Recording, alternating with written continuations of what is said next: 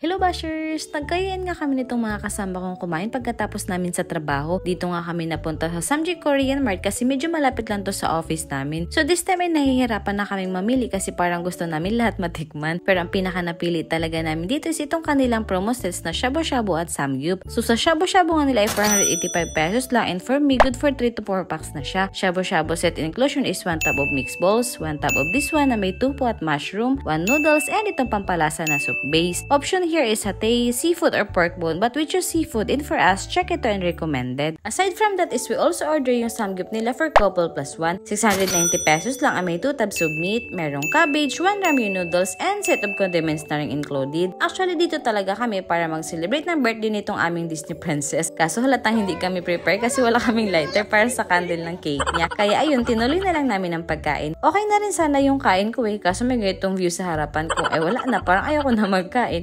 Hindi, walang titigil magkain hanggat hindi nauubos kasi dapat sulitin ang birthday treat ni madam. Mabuti na lang talaga may mga tagaluto kami kaya tuloy-tuloy lang ang kain namin. So by the way guys, they're also selling Korean food products here like noodles and suju na perfect para sa samgyup. Ay, Korean yan sa movie. So ayun guys, kung trip nyo rin ng coworker nyo ang ganito, try nyo na dito. Chill lang at alfresco ang ambience. Bukas sila from 8 AM to 10 PM daily. Located sila dito sa North National Highway, Barangay San Jose, Puerto Princesa City. Yun lang, bye!